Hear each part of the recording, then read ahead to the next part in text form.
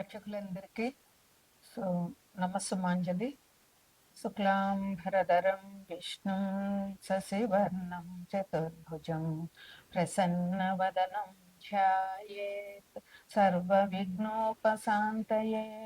అగజానన పద్మార్కం గజానన మహర్నిశం అనేకదంతం భక్తానాం ఏకదంతముపాస్మహే ఏకదంతముపాస్మహే. మనం ఇప్పుడు ఏప్రిల్ నెలలో మాస ఫలితాలు చెప్పుకుంటున్నాము. ఏప్రిల్ నెలలో మనకి ముఖ్యంగా వచ్చేటటువంటి పండుగ ఏంటంటే ఏప్రిల్ 17 తర్వాత 17 అమావాస్య అండి. 18వ తారీఖు నుంచి వైశాఖ మాసం మొదలవుతుంది. అందువల్ల వైశాఖ మాసంలో వచ్చేది అక్షయ తృతీయ. అది ఆ పండగ. ఆ రోజు లక్ష్మీదేవిని పూజించాలి. ఇంతకు మించి ఏప్రిల్లో మనకి ఇంకా పండుగలు ఏమీ లేవు.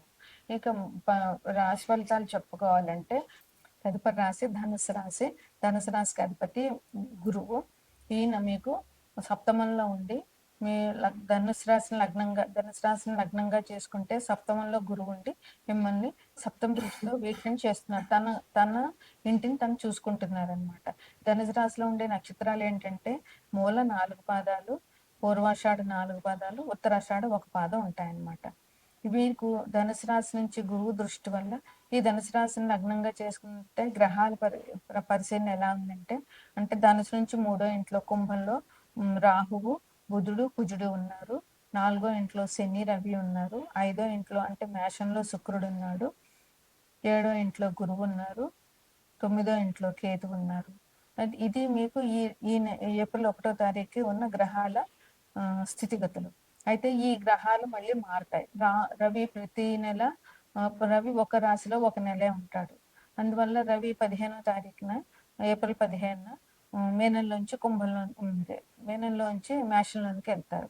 అదే ఏప్రిల్ 11వ తారీఖున కుంభంలో ఉన్న బుధుడు మేనంలోనికి వెళ్తారు. ఏప్రిల్ 3వ తారీఖున కుంభంలో ఉన్న కుజుడు మేనంలోనికి వెళ్తారు. ఇంకా మేషంలో ఉన్నటువంటి శుక్రుడు ఏప్రిల్ 20వ తారీఖున మేషం నుంచి వృషభంలోనికి వస్తారు. ఇది ఈ నెలలో రాశులు మారేటటువంటి గ్రహాల పరిశీలన.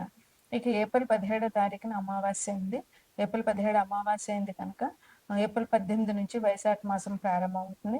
వైశాఖ మాసంలో వచ్చేటటువంటి ముఖ్యమైన పండుగ అక్షయ తృతీయ. ఈరోజు మన యాదగిరి లక్ష్మీ నరసింహస్వామికి గంధంతో అలంకరణ చేస్తారు. అది చాలా విశిష్టమైన పండుగని చెప్పాలి లక్ష్మీ నరసింహస్వామికి. అందువల్ల మీరు ఈ మాసంలో లక్ష్మీ నరసింహస్వామి దర్శనం చేసుకోవడం అనేటువంటిది చాలా మంచి ఫలితాలను ఇస్తుంది. ఇక మీకు ఎలాగుంటుందంటే చాలా బాగా ఉంటుంది. గురువు దృష్టి ఉంది మీకు. అందువల్ల గురు బలం కూడా ఉంది కనుక మీకు ఎలా ఉంటుందంటే మిమ్మల్ని ఎవరినైనా విమర్శిస్తే దానికి రిటర్న్ గా మంచి సమాధానం చెప్పేస్తారనమాట. అంటే ఏ మాత్రం తగ్గకుండా వాడు ఇచ్చిన విమర్శని మీరు మనసుకి, మంచి విమర్శ అయితే పర్వాలేదు, చెడు విమర్శ అయితే మనసుని కష్టపెట్టుకోకుండా దాన్ని తగ్గట్టుగా మీరు రిప్లై ఇచ్చేటటువంటిగా తెలివితేటలు మీ దగ్గరికి ఉంటాయన్నమాట. కొంచెం కొద్దిగా అనారోగ్యం ఏదో ఉంది అనేటటువంటి ఫీలింగ్ మీకు ఉంటుంది అనమాట. అనారోగ్యం ఉంది అనే భావన మానుకోండి. అది ఉన్నదానికంటే ఈ ఫీలింగ్ మనకి ఎక్కువ అనారోగ్యాన్ని తీసుకొస్తుంది. అందువల్ల నాకేమీ లేదు, నేను ఆరోగ్యంగా ఉన్నాను అని అనుకోవడంలో మనిషికి ఇబ్బంది లేకుండా ఉంటుంది. నేను బాగున్నాను అని అనుకుంటే మనం మానసికంగా దృఢంగా ఉంటాం. అది ఏమీ లేకుండా నాకు ఏదో ఉంది అని అనుకుంటే అది మనసుని నిర్వీర్యం చేసేసి నిజంగా అనారోగ్యం లేకపోయినా మనం ఉందనుకుని ఫీల్ అయిపోతూ ఉంటాం అనమాట. అందువల్ల అనారోగ్య భావనలు మనసులోనికి రానీయకండి. ఇంకా శుభకార్యాలు చేస్తారు. ఈ నెలలో మీరు పెళ్ళో ఏదో ఒక ఇంట్లో శుభకార్యం అనేటటువంటిది జరుగుతుంది అనమాట. ఇంకా మీరు ఏవైతే పనులు ఈ మాసంలో ప్రతి ఒక్కరు కూడా ఒక ప్రణాళిక వేసుకుంటారు కదా, ఈ రోజు ఇచ్చేయాలి, లేకపోతే ఈ నెలలో ఇచ్చేయాలి, టార్గెట్లు పెట్టుకుంటాం. టార్గెట్లు పెట్టుకుందే మనం ఏ పని చేయలేం. టార్గెట్ పెట్టుకుందో దాన్ని అధిగమించినప్పుడు కలిగే సంతోషం అంతా ఇంత కాదు. అట్లాగా మీరు పెట్టుకున్న టార్గెట్లు మీరు ఫుల్ఫిల్ చేయగలుగుతారు అనమాట. అంటే మీరు అనుకున్న పనులన్నీ చక్కగా పూర్తి చేసేటటువంటి సామర్థ్యం, సమయం మీకు ఉంటుంది అనమాట. అవకాశం కూడా ఉంటుంది. అట్లాగే విద్యార్థులు ప్రణాళిక అంటే ప్లానింగ్‌గా చదువుకోవడం అనేటువంటిది చాలా మంచిది. ఇది ఒకరోజు ఎగ్జామ్స్ ఎన్ని రోజులున్నాయో చూసుకొని, దాని ప్రకారం మీకున్న సబ్జెక్ట్‌లని డివైడ్ చేసుకొని, ఒకరోజు మీకు బాగా వచ్చిన సబ్జెక్ట్ అయితే కొంచెం తక్కువ టైము, బాగా రాని సబ్జెక్ట్ అయితే కొంచెం ఎక్కువ టైం ఇచ్చి, మీరు ప్రణాళిక వేసుకొని, రోజుకి ఇన్ని గంటలు చదవాలి, ఇన్ని గంటలకు లేవాలి, ఇన్ని గంటలకు పడుకోవాలి, ఇలా టైం వేస్ట్ చేయకూడదు, ఇన్ని రోజుల్లో ఇది కంప్లీట్ చేయాలి అనేటువంటి ప్రణాళిక వేసుకొని మీరు చదవడం వల్ల మీకు చాలా బావుంటుంది. ఇంకా మీ తోడబుట్టిన వాళ్ళందరితోటి కూడా మీకు సత్సంబంధాలు ఉంటాయి. ఎటువంటి ఇబ్బందులు లేకుండా తోడబుట్టిన వారితో ఆనందంగా, ఆరోగ్యంగా గడుపుతారనమాట. మీకు ఏదైనా ఒక పని చెయ్యాలి అని అనుకుంటే అది మీకు ఆ శక్తి చాలా ఎక్కువ. సంకల్ప శక్తే మనకి ఏ పనైనా పూర్తి చేయగలిగేటటువంటి అవకాశం ఇస్తుంది. అందువల్ల మీరు చేసుకునే సంకల్పం దృఢంగా ఉంటే మీకు ఆ పని పూర్తయిపోతుందనమాట. ఇంక ఉద్యోగులకి మంచి ఇంక్రిమెంట్లు వస్తాయన్నమాట. వాళ్ళ ఆదాయం పెరుగుతుంది. గణనీయంగా పెరుగుతుంది. ఉద్యోగస్తులు చాలా మంచి కాలం ఈ కాలం అని చెప్పొచ్చనమాట. సుదీర్ఘ వ్యాజ్యాల్లో పరిష్కారం ఎప్పటినుంచో కానటువంటి గొడవలు ఏమైనా ఉంటే కనుక ఆ గొడవలు కోర్టు గొడవలు ఎప్పటినుంచో ఏమైనా ఉంటే అవి పూర్తిగా అయిపోతాయన్నమాట. అంటే అందులో మీకు లాభం ఉంటుందన్నమాట. వాటి పరిష్కారాలు వచ్చేస్తాయన్నమాట. వృత్తి వ్యాపారాల్లో కూడా చాలా బాగుంటుంది. మీకు ఆదాయం కూడా బాగా పెరుగుతుంది. ఆదాయంలో ఇబ్బందులు ఏముండవు మీకు. ఆదాయం పెరుగుతుంది. వాహనం సౌఖ్యం ఉంది. అలాగే సంతాన సౌఖ్యం ఉంది. అంటే ఎవరైతే పిల్లలు కావాలని అనుకుంటున్నారో వాళ్ళకి పిల్లలు పుడతారు. అంతేకాకుండా వాళ్ళకి వాహనం కూడా అభివృద్ధి ఉంటుంది. వాహనం కొనుగోలు చేసే అవకాశం ఉంటుందన్నమాట. విందులు వినోదాలతో మీరు నెలంతా గడుపుతారు. చాలా సంతోషంగా గడుపుతారు. సంఘంలో పెద్దవాళ్ళని కలవడం ఉంటుంది. వాళ్ళ వల్ల మీకు మంచి జరుగుతుంది. తర్వాత ఉత్సాహంగా ఉంటారు, ఆరోగ్యంగా ఉంటారు. ఇన్ని పనులు చేసినాక ఆరోగ్యం ఖచ్చితంగా వస్తుంది. అందువల్ల దీన్ని పాలు మిక్స్ చేయకుండా కాఫీ కలిపినట్టుగా చేసుకోండి. చాలా బాగుంటుంది మీకు ఈ నెలలోనూ. ఇది ధనురాశి వారికి చెప్పే శుభాశుభ ఫలితాలు. తదుపరి రాశి మేనరాశి. ఇది 12వ రాశి కాలపురుష చక్రాంగంలోని. అయితే ఈ రాశికి అధిపతి గురువు. ఈయన 4వ ఇంట్లో మేనరాశి లగ్నంగా చేసుకుంటే 4వ ఇంట్లో మిథునంలో గురువు ఉన్నారు. మేనరాశికి అధిపతి గురువు. ఇందులో పూర్వభాద్ర 4వ పాదము, ఉత్తరాభాద్ర 4 పాదాలు, రేవతి 4 పాదాలు మేనరాశిలో ఉంటాయి. అయితే ఈ మేనరాశిలో మీనరాశి లగ్నంగా చేసుకుంటే గ్రహ సంచారం ఎట్లా ఉందంటే మీనరాశిలోనే శని ఉన్నారు, రవి ఉన్నారు, 2వ ఇంట్లో శుక్రుడు ఉన్నారు, 3, 4వ ఇంట్లో గురువు ఉన్నారు, 6వ ఇంట్లో కేతు ఉన్నారు, వ్యయంలో రాహువు, బుధుడు, శుక్రుడు, అంటే రాహువు, బుధుడు, కుజుడు, అంటే కుంభంలో రాహువు, బుధుడు, కుజుడు ఉన్నారు. అంటే ఇటు వ్యయంలో పాపగ్రహాలు ఉన్నాయి, లగ్నంలో పాపగ్రహాలు ఉన్నాయి. అందువల్ల మీనరాశి వారికి ఈ మాసం అంటే శని భగవానుడు ఈ సంవత్సరం అంతా అక్కడే ఉంటారు. అందువల్ల వేలినాటి శని జరుగుతూ ఉంది. ఇది ఆల్రెడీ 2.5 సంవత్సరాలు అయింది. ఇప్పుడు 2.5 సంవత్సరాలు, ఇంకా 5 సంవత్సరాల వేళకి పూర్తిగా ఉన్నది. అందువల్ల రాశి వాళ్ళకి శని వల్ల ఇబ్బందులు మధ్యస్థంగా ఉంటాయన్నమాట. అంటే ఆల్రెడీ మొదలైపోయి 2.5 సంవత్సరాలు గడిచిపోయింది కనుక అంత ఇబ్బందులు లేకపోయినా కొంచెం జాగ్రత్తగా వ్యవహరించాల్సిన అవసరం రాశి వారికి ఉంటుంది. ఎందువల్ల అంటే శని భగవానుడు న్యాయంగా, ధర్మంగా లేకపోతే ఇబ్బందులు పెట్టడం అనేది ఖచ్చితంగా చేస్తాడు.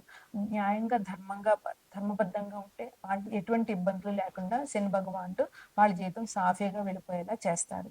ఆయన చెడ్డ గ్రహం, పాపగ్రహం అని అనుకుంటాం కానీ నిజమైన ధర్మమైన గ్రహం ఆయన. అట్లాగే ధర్మానికి మరో పేరైన రవి కూడా ఇద్దరు మీనరాశి లగ్నంలోనే ఉన్నారు. అందువల్ల వీళ్ళకి జన్మశని, ఏలినాటి శని నడుస్తుంది. దీనివల్ల ఏంటంటే ఒత్తిడి బాగా తీసుకొస్తాడు శని భగవానుడు. ప్రతి చిన్న విషయానికి ఆందోళన పడిపోవడము, దానివల్ల భయం పెంచుకోవడము, ఆ ఆందోళన వల్ల, ఈ భయం వల్ల తప్పులు చేయడము.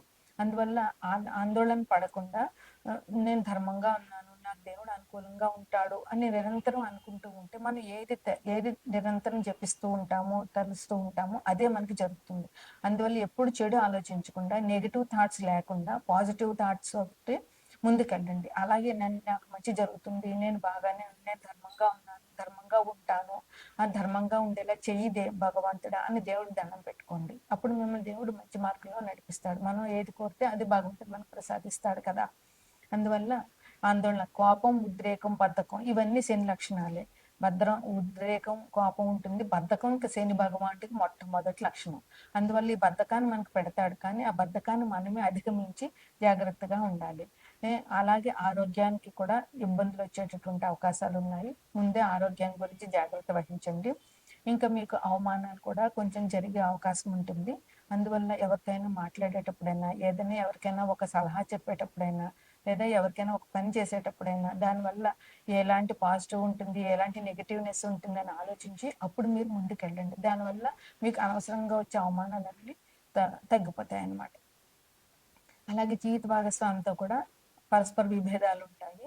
అది మీరు ఇద్దరూ పరిష్కరించుకోవాల్సిందే. అది ఎవరు ఏం చేయలేరు కనుక జాగ్రత్తగా ఇద్దరు కూర్చోవడం, ఆలోచించుకోవడం, సమస్యల నుంచి బయటకు రావడం చేయాలి.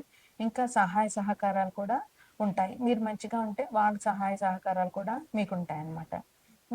అన్నింట్లో కూడా మీరు జాగ్రత్తగా ఆలోచించితే మంచిగానే ధర్మంగా ఉంటే అన్ని పనుల్లో కూడా ఎన్ని చికాకులు చెప్పినా అన్ని చికాకులు కూడా అధిగమించగలుగుతారనమాట.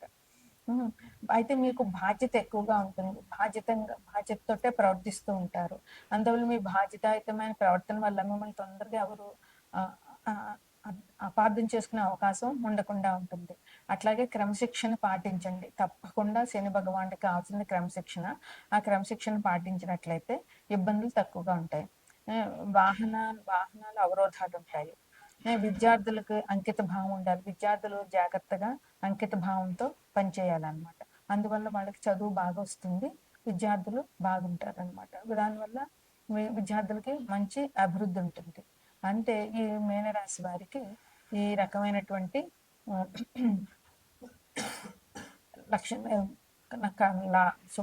శుభాశుభ ఫలితాలు ఉన్నాయి ఈ మాసంలోనూ. అందువల్ల మీరు జాగ్రత్తగా లక్ష్మీనరసింహస్వామి దర్శనం చేసుకోండి. అట్లాగే గురువుని పూజించండి.